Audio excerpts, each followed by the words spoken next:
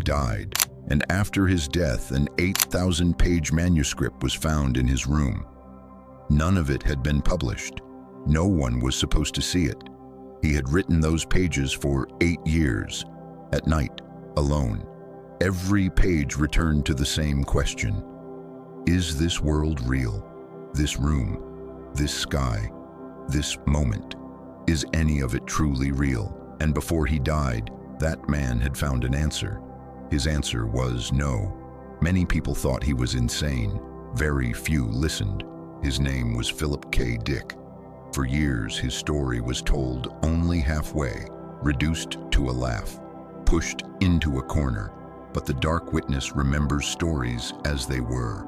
Tonight, he will tell it from the beginning.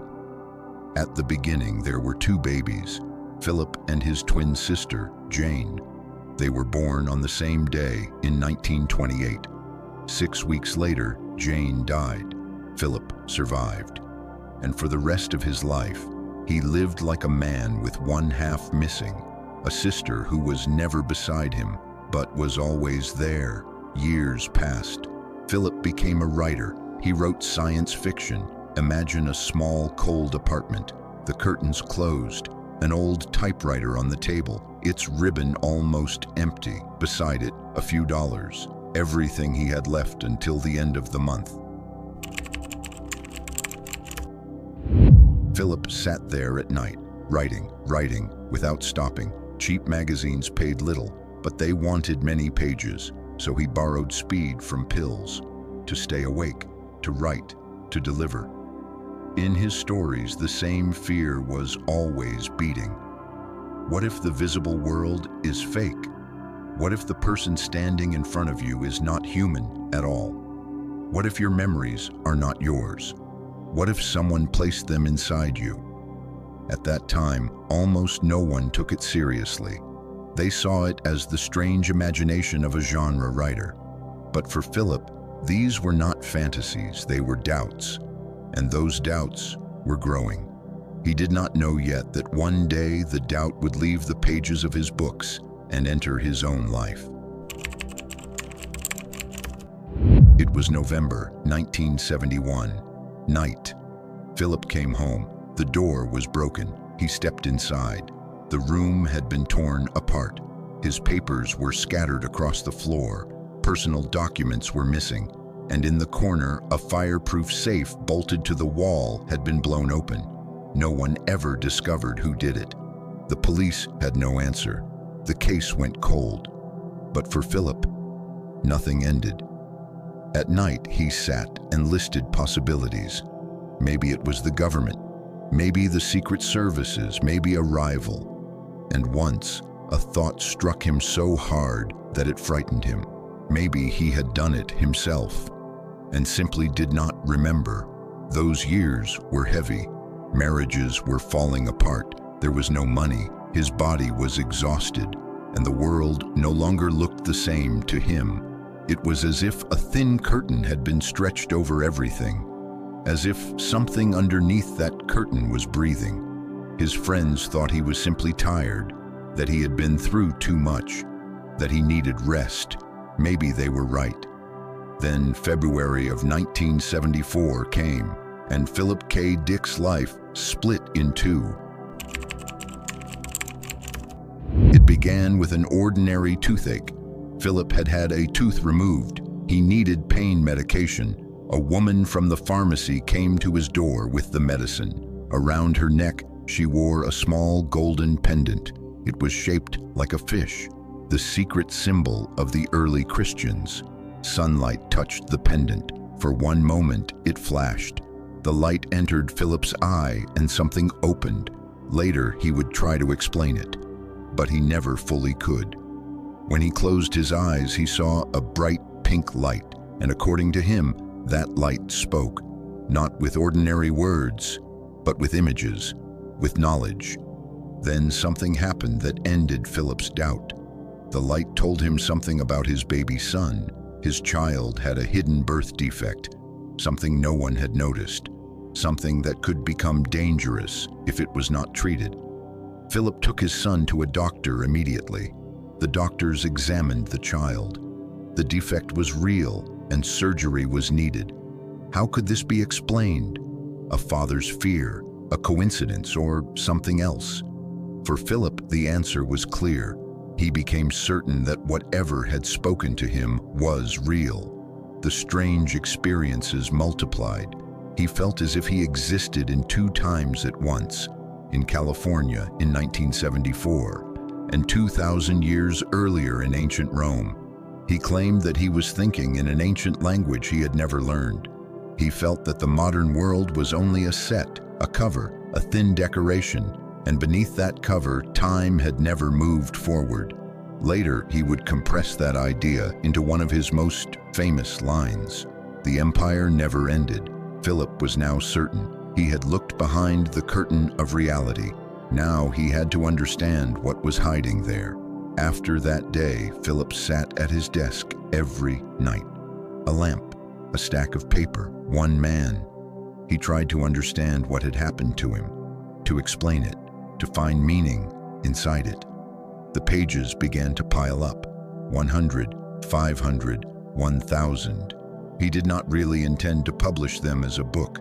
This was an endless conversation with himself, a man interrogating his own mind in the middle of the night. Those writings would later receive a name, Exegesis, more than 8,000 pages. Every night he asked the same questions. Was it God?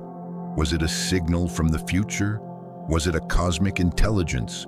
Or was he simply losing his mind? He wrote one answer, then crossed it out, then wrote another.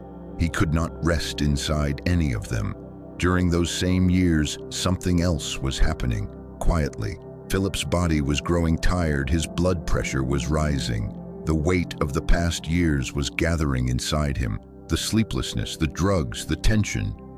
It was as if a clock was ticking somewhere inside his body, and its hands were slowly moving toward the end. But he did not hear that clock. He was racing, not against time, against truth. He turned his experiences into a novel. Its title was Valis. In the book, a man sees a pink light and begins to believe that reality is false. Everyone knew that man was Philip himself, but the race had left him alone. People drifted away. Many whispered that a gifted writer was slowly losing himself. One room, 8,000 pages, and still one unanswered question. Because at the end of all those nights, the most important question remained. What had really happened to him in the spring of 1974? So what really happened? Even today, there is no certain answer. Some say years of medication, sleeplessness, and pressure had worn down his mind. Some say a disease was already growing inside his body, the same disease that would one day kill him. And sometimes the brain shows such things as strange lights and strange feelings. Others simply say it was the collapse of a powerful imagination. Maybe all of them are true. Maybe none of them are.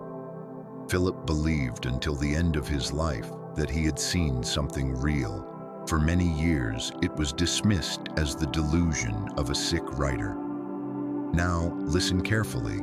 Decades later, in some of the most respected universities in the world, philosophers and scientists began asking a question. Could the entire universe be a computer program? Could it be a simulation? Could the reality we see be nothing more than code, a thin covering? Philip had been called insane for that very idea. Now some of the smartest people on the planet say it on stages, into microphones with serious faces. Maybe he was not insane. Maybe he simply arrived too early, but arriving too early can also be a punishment, because the world that would finally take him seriously arrived only a few years too late. February 1982. Philip was found unconscious in his home. Blood had leaked into his brain. He was taken to the hospital. Several days passed. In March, Philip K. Dick died. He was only 53 years old. He had spent his life in poverty, in doubt, misunderstood. He left this world like a man who had never truly belonged to it. And now comes the cruelest part of the story. Before Philip died, a film was being made from one of his old books. The film was called Blade Runner. He even saw a few minutes of footage from it, and he was amazed. But he never saw the finished film. Only a few months after his death, Blade Runner appeared in theaters. At first, many people did not understand it. Then the world fell in love with it. It became a classic. After that, more films were made from his books. His name grew and grew and grew. The man who once wrote for cheap magazines, who could barely afford typewriter ribbon, became a writer who shaped how entire generations looked at reality. History can pass over this in one sentence, but there is unbearable sadness inside it. Philip K. Dick spent his life feeling invisible, like someone who did not belong to this world. And after he died, millions of people began to see the world through his eyes. The man who doubted reality ended up changing the reality of millions.